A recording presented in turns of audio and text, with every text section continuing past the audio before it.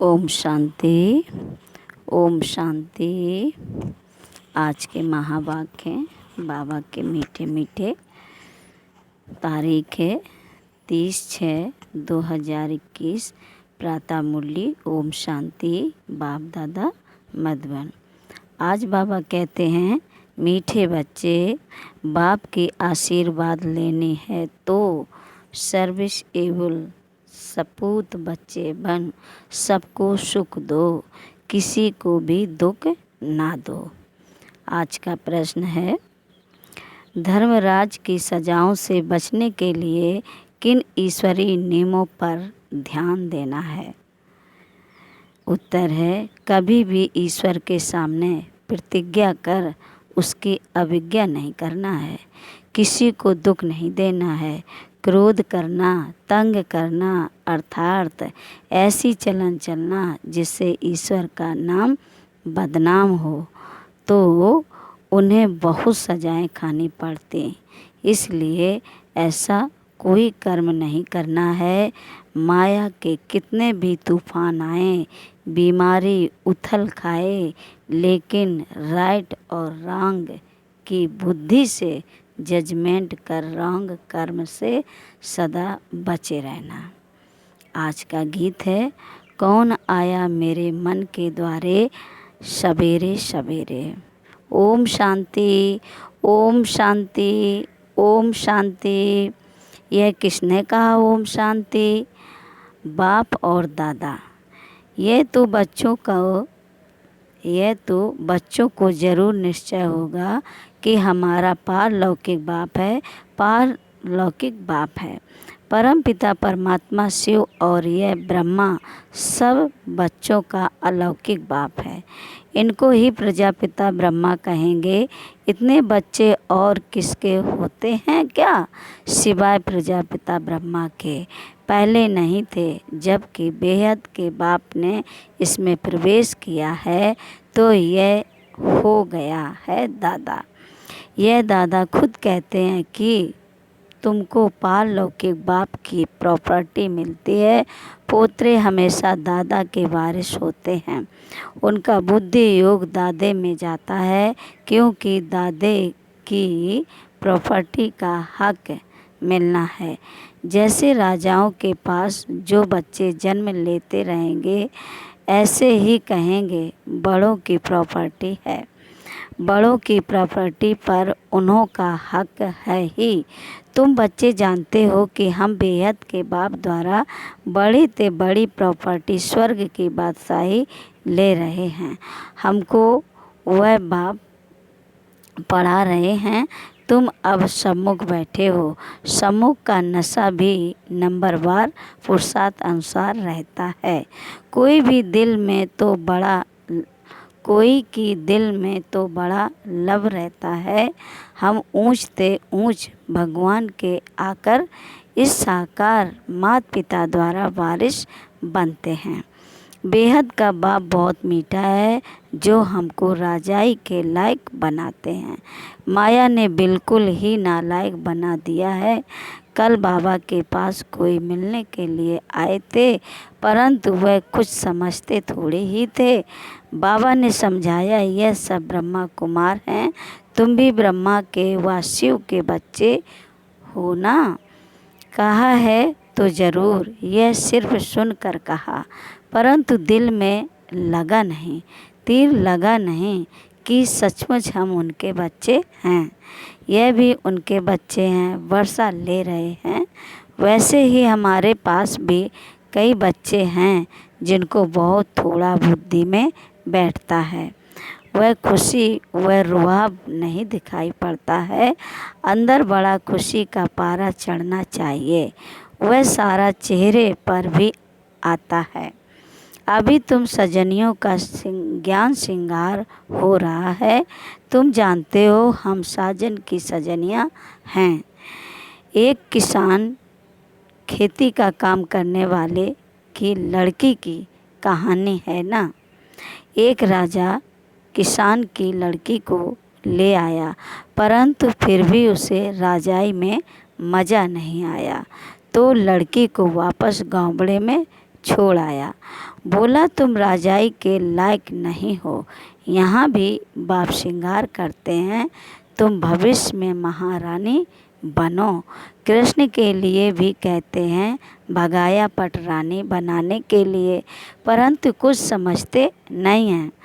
सब हैं irreligious minded.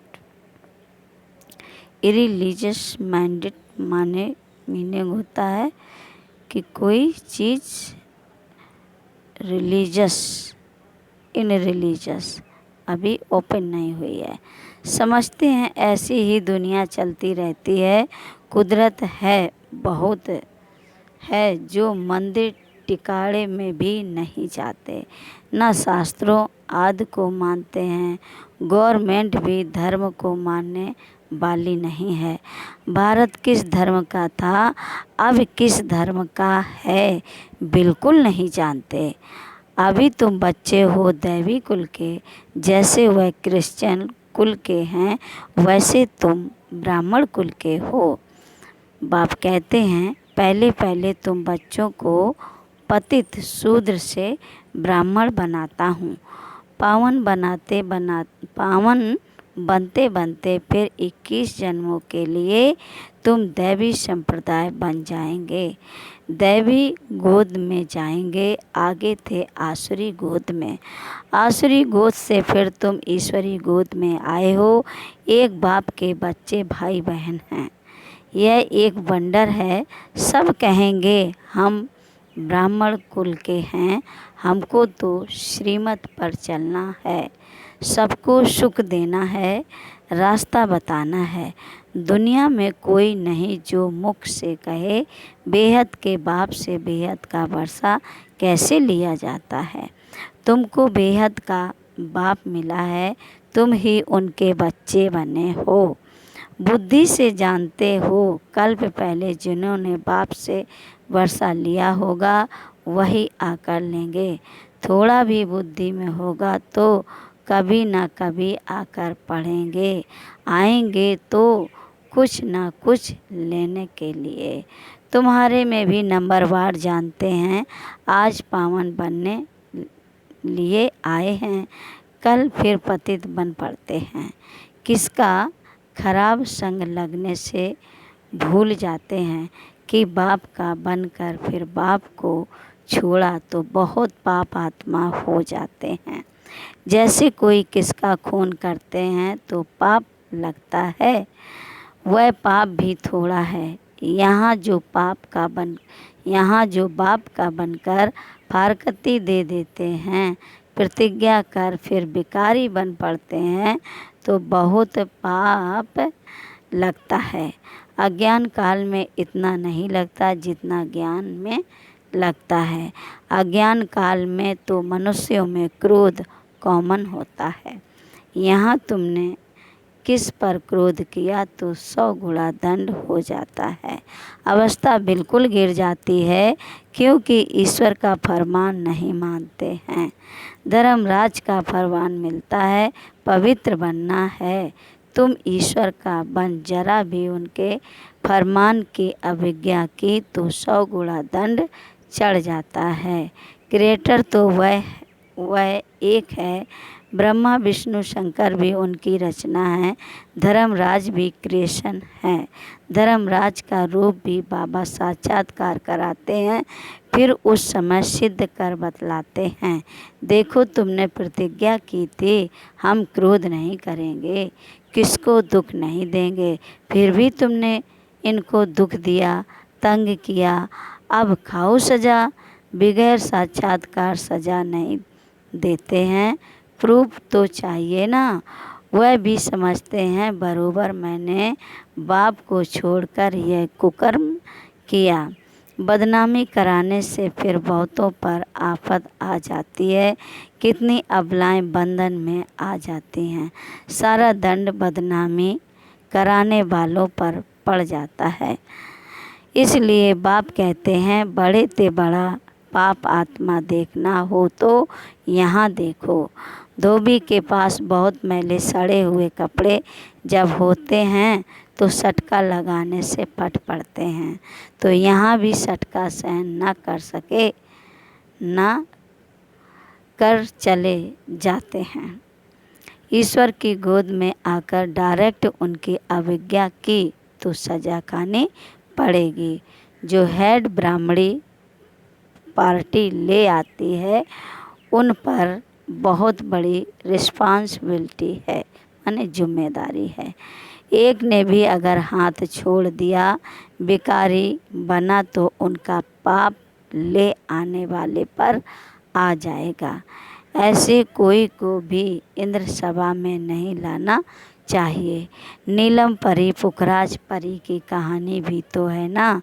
Indra सभा में कोई छिपा कर ले आई तो इंद्र सभा में बास आने लगी, तो ले आने वाले पर दंड पड़ गया। ऐसे कुछ कहानी है, वह पत्थर बन गई।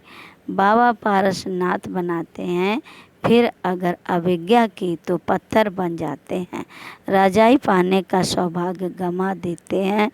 समझो कोई गरीब राजा की गोद लेते हैं, अगर नालायक बन पड़ा और राजा निकाल देवे तो क्या होगा? फिर कंगाल के कंगाल बन पड़ेंगे। यहाँ भी ऐसे है, फिर बहुत दुख महसूस होगा। इसलिए बाप कह देते हैं कभी भी कोई अवज्ञा नहीं करना। बाप है साधारण, इसलिए शिव बाबा को भूल साकार में बुद्धि आ जाती है। अब तुम बच्चों को श्रीमत मिलती है, जो गंदे बन पड़ते हैं ऐसे फिर इंद्र सभा में बैठ ना सकें। हर एक सेंटर इंद्रप्रस्थ है, जहाँ ज्ञान की वर्षा हो रही है। नीलम परी पुखराज परी नाम तो है ना। नीलम रतन को कहते हैं। यह बच्चों पर नाम रखे जाते हैं। कोई तो बहुत अच्छा जैसे रतन है, कोई फिलो नहीं है। जवाहरात में कोई कोई बहुत दागी होते हैं, कोई एकदम प्योर होते हैं। यहाँ भी नंबरवार रत्न हैं। कोई कोई रत्न बहुत वैल्यूबल है, बहुत अच्छी सर्विस करते हैं। कोई तो सर्विस के बदले डिसर्विस करते हैं। गुलाब के फूल और अक के फूल में भी कितना फ़र्क है। शिव पर दोनों चढ़ाते हैं। अब तुम जान गए हो हमारे में फूल कौन कौन हैं। उनकी ही सब मांगनी करते हैं कि बाबा हमको अच्छे अच्छे फूल दो। अब अच्छे अच्छे फूल कहाँ से लाएं?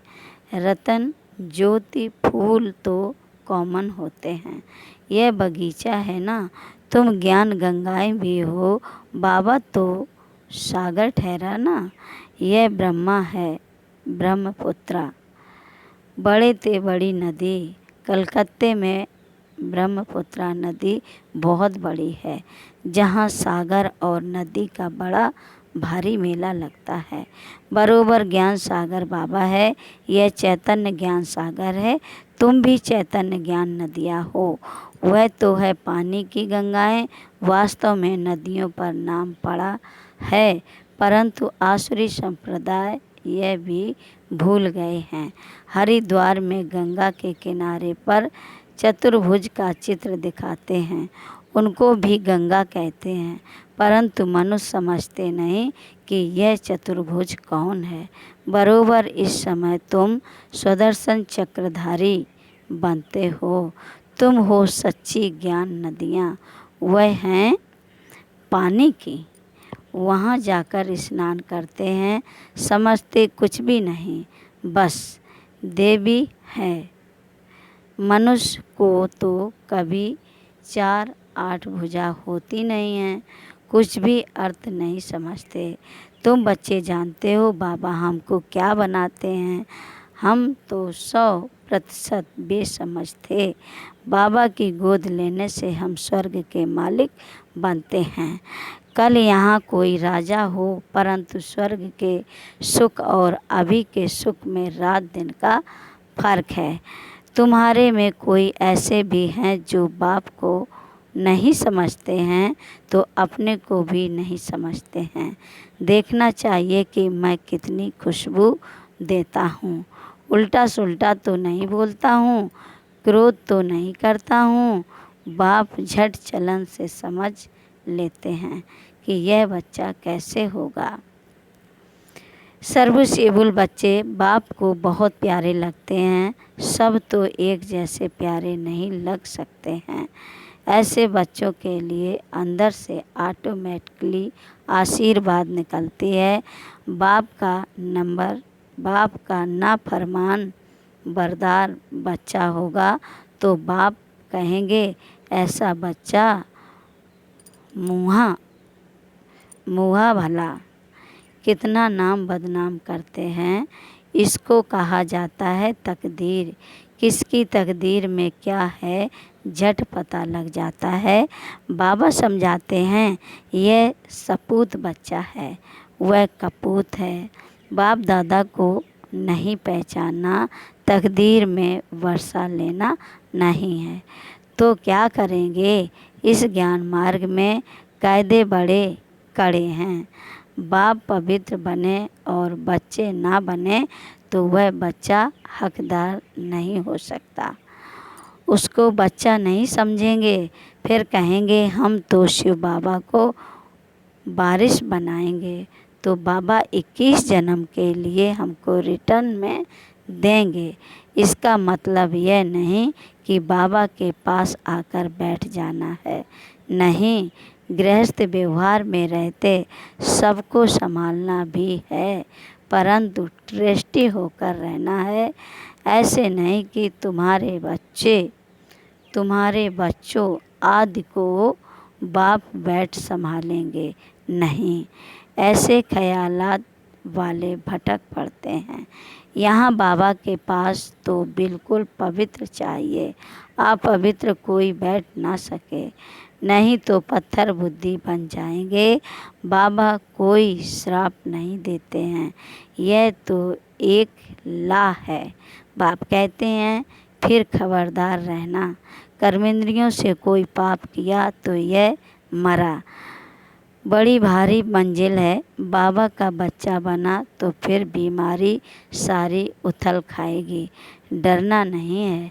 वैद्य लोग भी कहते हैं फलानी दवाई से तुम्हारी बीमारी बाहर निकलेगी, तुम डरना नहीं। बाप भी खुद कहते हैं तुम बाप के बनेंगे तो माया रावण तुमको बहुत हैरान करेगा, खूब तूफान में ले आएगा। अभी तुमको रॉन्ग और राइट की बुद्धि मिली है और कोई को रॉन्ग राइट की बुद्धि नहीं है। सबकी है विनाश काले विपरीत बुद्धि। प्रीत बुद्धि तुम्हारे में भी नंबरवार पुरुषार्थ अनुसार हैं। प्रीत बुद्धि वाले बाप की सर्विस बहुत अच्छी करेंगे। अच्छा, मीठे मीठे शकील दे बच्चों प्रति माता पिता बाप दादा का याद प्यार और गुड मॉर्निंग। रूहानी बाप को रूहानी बच्चों को नमस्ते। हम बच्चों को भी बाप दादा को भी याद प्यार और नमस्ते नमस्ते, गुड मॉर्निंग बाप दादा। धारणा के लिए मुख्य सार पहली पॉइंट है, ईश्वर का बच्चा बनकर जरा भी उनके फरमान की अवज्ञा नहीं करनी है। इन कर्मेंद्रियों से कोई भी कुकर्म नहीं करना है। उल्टे सुल्टे बोल नहीं बोलने हैं। सपूत बन बाप की आशीर्वाद लेनी है। दूसरी पॉइंट है, ट्रस्टी बनकर अपने गृहस्थ व्यवहार को संभालना है। ज्ञान मार्ग के जो कायदे हैं उन पर पूरा पूरा चलना है। राइट और रॉन्ग को समझकर माया से खबरदार रहना है। आज का वरदान है, संपूर्ण स्टेज और स्टेटस की स्मृति से सदा ऊंच कर्तव्य करने वाले बाप समान भव। संपूर्ण स्टेज और स्टेटस की स्मृति से सदा ऊंच कर्तव्य करने वाले बाप समान भव। स्पष्टीकरण है, सदैव यह स्मृति में रहे कि मैं हर समय हर सेकेंड हर कर्म करते हुए स्टेज पर हूँ, तो हर कर्म पर अटेंशन रहने से संपूर्ण स्टेज के नज़दीक आ जाएंगे। साथ साथ वर्तमान और भविष्य स्टेटस की स्मृति रहने से हर कर्म श्रेष्ठ होगा। यही दो स्मृतियाँ बाप समान बना देंगी। समानता में आने से एक दो के मन के संकल्पों को सहज ही कैच कर लेंगे। इसके लिए सिर्फ संकल्पों पर कंट्रोलिंग पावर चाहिए। अपने संकल्पों की मिक्स चैरिटी ना हो। स्लोगन है, ईर्ष्या और अप्राप्ति का कारण इच्छाएं हैं। ईर्ष्या और अप्राप्ति का कारण इच्छाएं हैं। जहाँ सर्व प्राप्तियाँ हैं वहाँ प्रसन्नता है। अच्छा, ओम शांति, ओम शांति।